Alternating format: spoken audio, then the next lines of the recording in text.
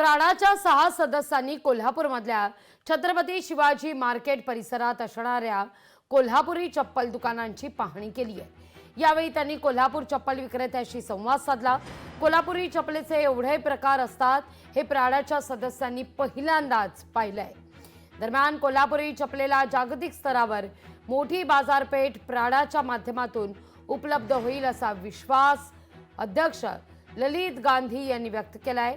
आढावा घेतला आपले प्रतिनिधी सतेज औंधकर यांनी।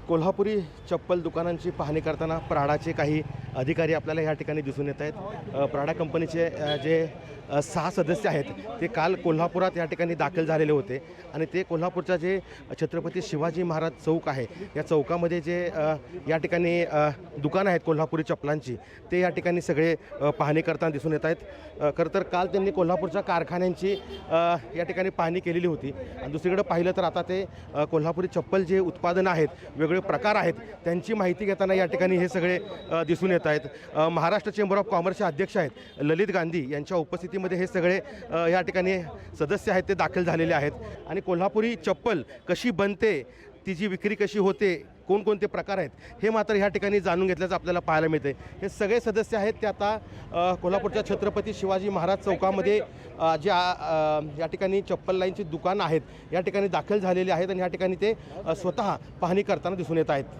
सतेज औंधकर, लोकशाही मराठी, कोल्हापूर। लोकशाही मराठी ऐका, पहा, जागरूक रहा।